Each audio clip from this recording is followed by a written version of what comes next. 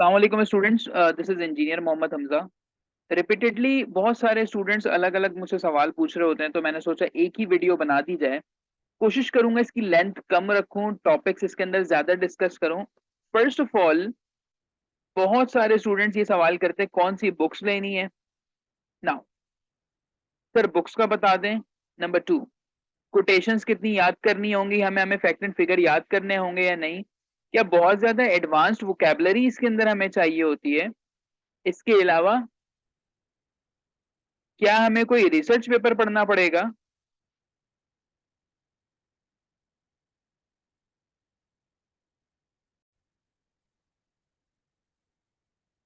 Now research paper पढ़ने पड़ेंगे हमें बहुत सारे। सर, न्यूज़पेपर हमें डेली पढ़ना पड़ेगा।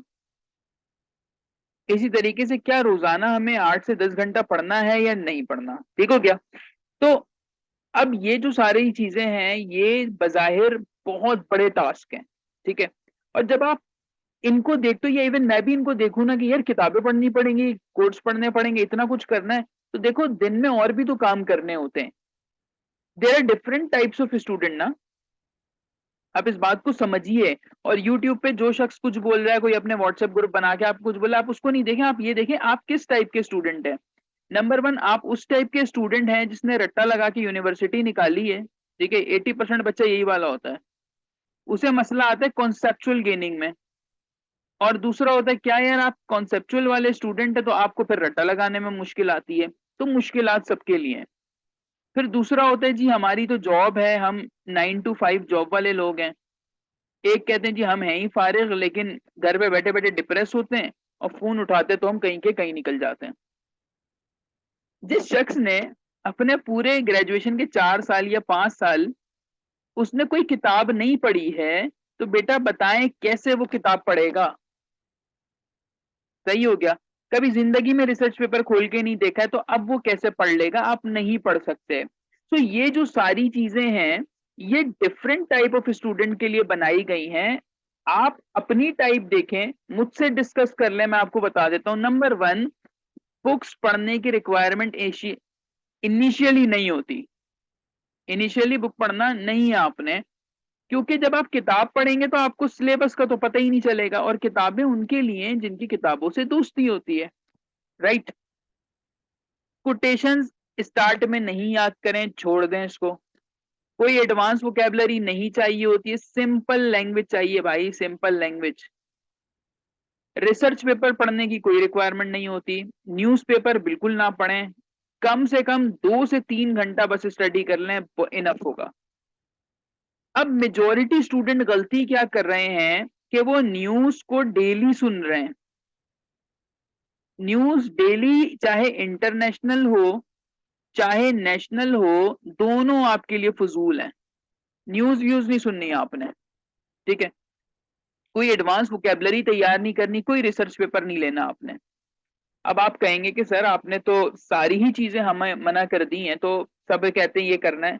बेटा ये करना होता है, लाइक सिलेबस कंप्लीट करने के बाद करना होता है।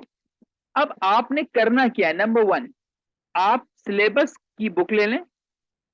जो शख्स पीडीएफ में पढ़ सकता है वो पीडीएफ में पढ़ ले, वरना आप इसका ना हार्ड की ना एक बुक आती है सिलेबस की, एंड पास पेपर वो मर्ज होते हैं उसमें। बस ये एक बुक ले लो, ठीक है। उसके बाद तुम ये चेक करो कि यार मैं जो है वो इंग्लिश में लेवल क्या है मेरा। बस ये चेक करवा लो वाया इवेल्युएशंस। मुझसे करवाओ, किसी से भी करा लो, लेकिन करवाओ, इवेल्युएशंस करवाओ अपनी, कि सर हमारा लेवल क्या है। देखो एक बेवकूफ़ी होती है कि स्टूडेंट जो है वो ऑप्शनल से शुरू करते हैं तैयारी, ठीक हो गया, आपने ऑप्शनल से शुरू की, फिर आप इस्लामियात पे आते हैं और आप समझते हैं कि मेरा ऐसे जो है बगैर एफर्ट के क्लियर हो जाएगा।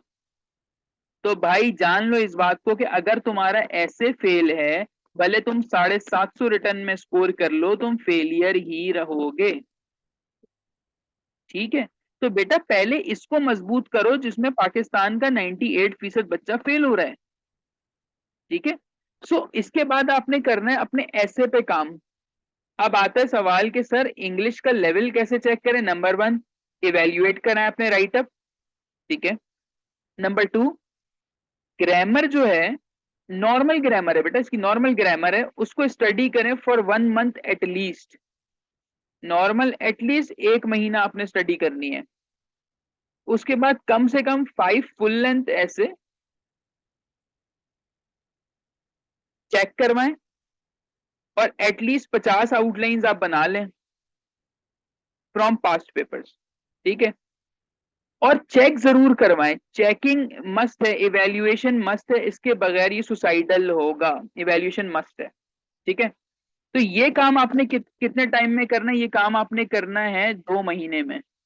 जो भी तैयारी कर रहा है, चाहे अटेम्प्ट दे चुका चाहे नहीं दे चुका, गिव इट 2 मंथ्स, ये काम कर लें 2 महीने में। उसके बाद आप क्या करें, चाहे तो साथ कर लें चाहे तो इसके बाद, उसके बाद शुरू कीजिए नेक्स्ट सब्जेक्ट ना, जैसे प्रेसी हो गया, इस्लामियात है, उसके बाद जनरल साइंस एबिलिटी शुरू करें, करंट अफेयर पाक अफेयर शुरू करें। सही है, इसको शुरू करना है फिर। अच्छा जनाब सर, सोर्सेज कहाँ से मिलेंगे? आपने तो किताबें लेने से मना कर दिया। सोर्सेज बेहतरीन है यूट्यूब चैनल, पहली चीज यूट्यूब चैनल से समझ लें। उसके बाद कुछ फ्री मैगजीन्स आते हैं, HSM ग्लोबल का है, नियर पेयर वालों का है, और भी कुछ फ्री आपको पीडीएफ भी मिल जाती है, इवन जहांगीर वर्ल्ड टाइम की भी आजकल पीडीएफ अवेलेबल हैं। सो ये 3 चीजें आपके लिए एक एक गाइडलाइन होंगी तैयारी के लिए। अब मिसाल के तौर पे कोई स्टूडेंट है, वो रशिया यूक्रेन इशू फॉलो कर रहा है शुरू से, यानी कि जब से शुरू हुआ उसका टाइमलाइन बनी हुई है सारा कुछ, अब वो क्या कर रहा है, डेली इस पे टाइम दे रहा है। अब एक स्टूडेंट है, वो क्या करता है, एग्जाम से पहले जहांगीर वर्ल्ड टाइम खोलता है, और वो देखता है कि यार रशिया यूक्रेन का लेटेस्ट क्या मामला है। ठीक है, और वो उसको पढ़ेगा, उसको फैक्ट फिगर टाइमलाइन उसको सब पता चल जाएगी। तो he is intelligent and he is not. So news नहीं सुननी आपने, मैगजीन्स के थ्रू कीजिए तैयारी। इसके अलावा इंस्टाग्राम पे कुछ ऐसे पेजेस हैं जो कि सीएसपीज रन कर रहे हैं, उस पर आपको इन्फॉर्मेशन मिलती है, वहां से इन्फॉर्मेशन ग्रैब करें। And do not go after timeline, history. बहुत सारे बच्चे जो हैं वो इसी में फंस जाते हैं।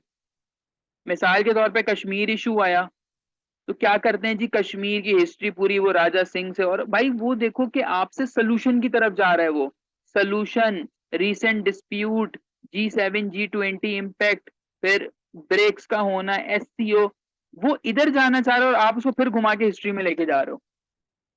सही है, तो एक पेपर अटेम्प्टिंग टेक्निक होती है, वो भी इसके अंदर देखनी होती है। कुछ और मामलात होते हैं बहुत ज्यादा वो, लेकिन पहले सिलेबस कंप्लीट करो, इधर उधर की नहीं सुनो, सिलेबस उठाओ, टिक लगाओ, उसको पढ़ते जाओ। इट्स अप टू यू के पीडीएफ से पढ़ सकते हो या नहीं पढ़ सकते, या हार्ड कॉपी चाहिए, ये मैं तुम्हारे ऊपर छोड़ रहा हूँ। ठीक है, तो ये वाली बात है। अब मैं आपको बताता हूँ कि मेजोरिटी स्टूडेंट्स कहते हैं बहुत सारे टॉपिक्स हैं, आई एग्री, बहुत सारे टॉपिक्स हैं, कैसे कवर करेंगे? देखो बहुत सारी चीजें ना आपस में इंटरलिंक है, जैसे फॉरेन पॉलिसी ऑफ पाकिस्तान। ना फॉरेन पॉलिसी ऑफ पाकिस्तान आप इंडिया से भी पढ़ते हो, आप चाइना से भी पढ़ोगे, आप ईरान से भी पढ़ोगे, सऊदीया, टर्की, इसी तरीके से USA, रशिया, अफगानिस्तान। ठीक है, ये आपके मेजर मेजर मैंने मुल्क लिख दिए हैं बेटा, ये इसकी पॉलिसी है। अब यही वाली सारी चीजें कहाँ कहाँ यूज होंगी मैं आपको समझाता हूँ। इंडिया के साथ आप कहाँ यूज कर सकते हो, सेम चीज कश्मीर। चाइना के साथ यूज होगी CPEC। ईरान के साथ आप यूज करोगे पाक ईरान रिलेशन में। इसी तरह किसी अगर सऊदीया के साथ आ गया कोई सवाल तो उसमें यूज होगा। इवन तुर्की, पाक USA रिलेशंस हमेशा आएंगे पेपर के अंदर ये। इसी तरह से रशिया यूक्रेन में भी आ सकता है, आपके साथ भी इसका रिलेशन आ सकता है, और पाक अफगान तो वैसे ही बहुत बड़ा एक एरिया है। ये सब तुम्हारा ऐसे IR, करंट अफेयर, पाक अफेयर देखो, मतलब कोई स्टूडेंट स्मार्टली काम करे और वो सारे रिलेशन तैयार कर ले, तो उसका ऑलमोस्ट एक एक सवाल हर सब्जेक्ट से तैयार हो गया। ठीक है, बहुत सारे बच्चे समझते हैं कि शायद पूरा पूरा सिलेबस हमें करना होता है, बेटा 7 में से 4 सवाल अटेम्प्ट करने हैं। ये जहन में रखना कि मुझे 4 सवाल अटेम्प्ट करने हैं, सीएसएस एक ना मैकेनिज्म है, कैलकुलेशन है पूरी, ठीक है, मैकेनिज्म या कैलकुलेशन कह लो इसको। तो आपको बहुत कैलकुलेटेड चलना है अपने टाइम को मैनेज करते हुए, और हमेशा सिर्फ एक बंदे की बात सुनो, बस एक, अपना मेंटोर, गुरु, अपना टीचर एक रखो, बस जैसे वो बोले वैसे चलना। सही है जनाब। अब मैं आपको थोड़ा सा बता देता हूँ कि खुद से तैयारी करने में और जब कोई दूसरा आपको तैयारी कराता है अपने एक्सपीरियंस से, तो उसमें फर्क क्या होता है। मिसाल के तौर पे आप ऐसे लिख रहे हो ग्लोबल वार्मिंग पे, ठीक हो गया। अब आप लिख रहे हैं लेकिन आप जनरल बातें कर रहे हैं कि it is the increase in the temperature, it is the change in the temperature, ये सारी बातें आप कर रहे हैं। अब आपने मुझे कहा कि सर आप मुझे बताएं कि ग्लोबल वार्मिंग का इम्पैक्ट क्या क्या हो सकता है, तो मैंने कहा सबसे पहले क्राइम रेट। आप बोलेंगे सर ग्लोबल वार्मिंग को आप क्राइम रेट से कैसे रिलेट कर रहे हैं, तो मैं आपको बताऊंगा कि जैसे आपके पास ग्लोबल वार्मिंग होती है, ठीक है, ग्लोबल वार्मिंग होगी, आपके पास नेचुरल हैजर्ड्स होंगे, जैसे फ्लड्स आना शुरू हो जाएंगे, आपके पास हीट स्ट्रोक आएगा, आपकी एग्रीकल्चर डाउन होगी, फूड प्राइसेस बढ़ेंगे, इन्फ्लेशन आएगा मुल्क में। जब मुल्क में इन्फ्लेशन होता है सारी चीजें महंगी हैं, अनएम्प्लॉयमेंट होगी, और लोग फिर क्राइम का रास्ता चुनेंगे। ये बात हमने लिखनी है। सही है? ये एक कम आर्ग्यूमेंट कहते हैं इसको, ठीक है। नाउ अब तुम 3 किताबें पढ़ोगे तब जाके समझ में आएगा, मैंने आपको डायरेक्टली बता दिया।